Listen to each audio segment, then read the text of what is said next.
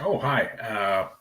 Welcome to a delayed edition of Hey Josh, what you drinking?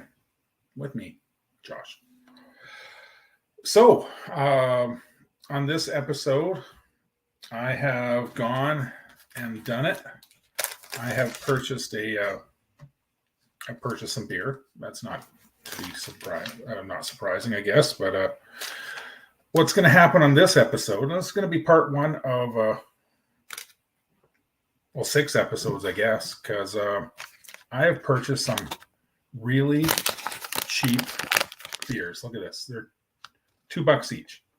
$2 each for 6 beers. Okay. So I have purchased, and I've got them lined up here in this little 6-pack here. I am right now going to roll a dice, and I'm going to take one of these at random based on the dice roll. I'm going to give you my honest reaction and review.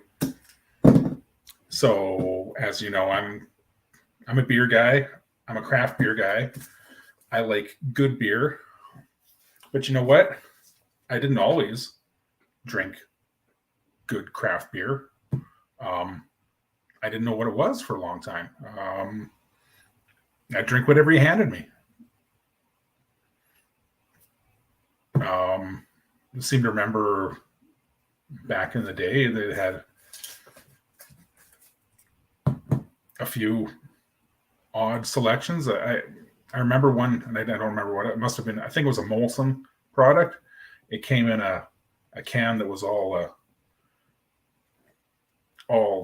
kind of flat and perfect. I can't even explain it. It was fluted. It was fluted kind of. And I drink those. I drink them fast. I drink them cold, ice cold.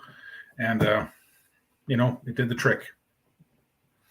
It was refreshing. Gave you a buzz.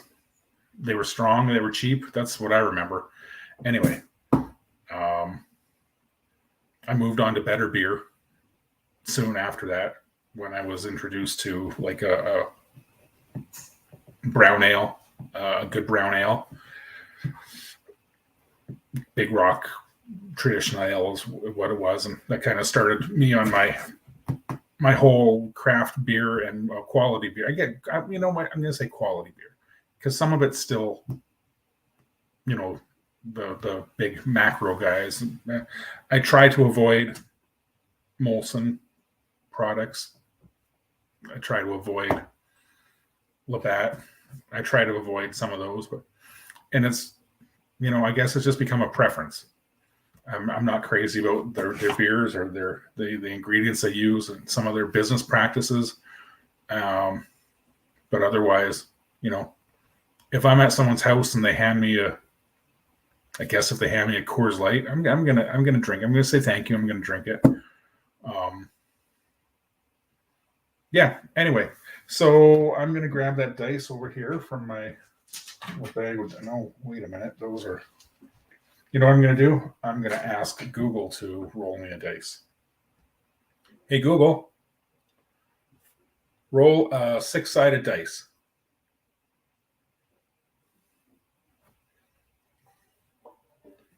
And you got 5. We've come up with number 5. So I'm going to go to this. Number 5, I've labeled 1, 2, 3. This is the odds side. 1, 2, 3, 4, 5. And randomly, I got LaBatt's Blue. So Blue and I have a history. It was the beer my dad drank before he quit drinking. Probably the very first beer that I ever tasted. I've never been a fan. I don't think I've had one of the. That's not entirely true. I had the strong one, the 9% one, over the summer when I was in Halifax. If you go back into the archives of Hey Josh, what you drinking, you can see an episode of Adventure Seeker Sarah Adam and myself drinking, reacting, and reviewing that. Yeah, this is a well, it was $2. What can I say? All right, so let's do this. Let's get this over with, and I will give you my honest reaction. I will do my best not to bring my own bias into this. I will be as objective as possible. That said, keeping in mind, I generally don't like these types of macro lagers. They're typically full of what I would consider non-beer ingredients. That's okay. This doesn't have any ingredients listed on it because they don't want to tell you that it's full of preservatives and corn and added flavors and stuff. But anyway, let's give it a shot. It was $2, right? I'll show at the end of this episode. I'll show you the other ones I've got. But yeah, let's hit it. Okay, first I am going to first turn on my phone camera so I can get a decent shot of the pour. Okay, I've done that. No, that's video. Okay, good. All right, let's do this. LaBatt's Blue. Brewed by, LaBatt, obviously. This says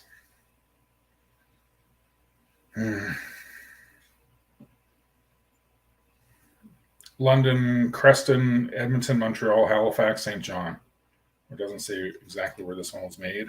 I'm going to assume, since we're in Ottawa, probably Montreal then.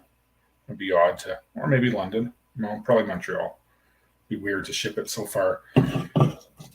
Anyway, let's go.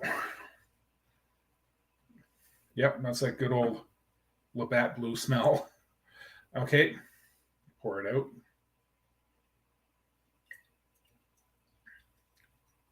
So first thing I'm seeing, it is really pale.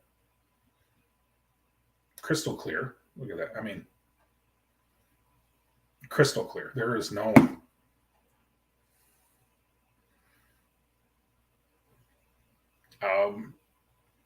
kind of a nice yellowy hay or yellow orange hue to it. Stop that there. Decent head. Quite effervescent. I'm just going to keep pouring here. Get it all in here. Okay, the smell from the can is rather corny. And I don't mean like silly corny. It smells like corn. It smells like boiled corn to me. I don't smell any maltiness to it. And I don't get any hop aroma from it whatsoever.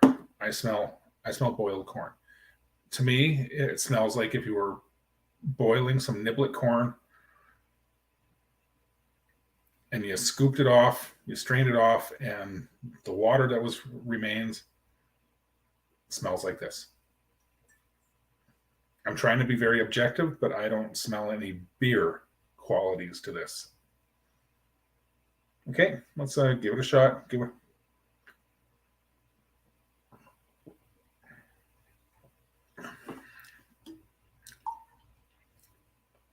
All right, so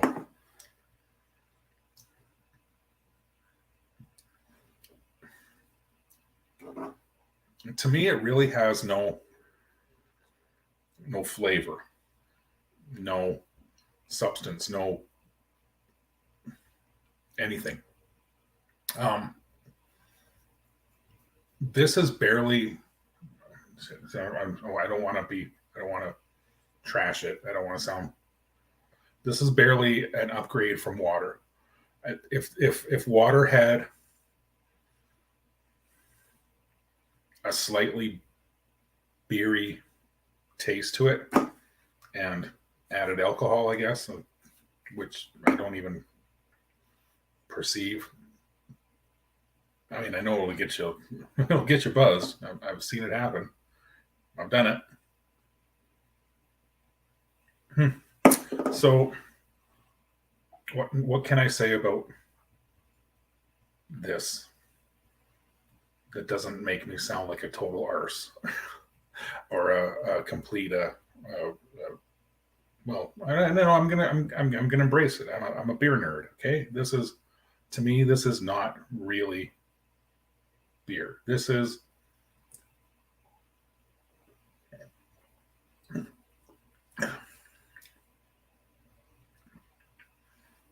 I guess I would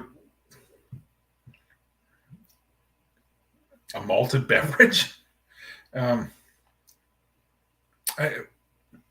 I can say good about this is it's refreshing. Okay, I mean if I on a hot day and I've been working hard, right? This would be welcome if it was ice cold. But you know what? So would a lemonade. So I'm gonna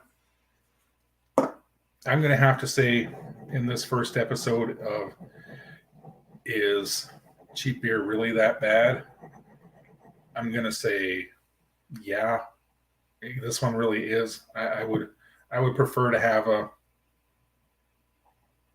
lemonade. That would be probably more refreshing, more flavorful, tastier, probably better for me too, right? I mean, if I'm not going to enjoy it, why ingest the alcohol if you don't really enjoy it?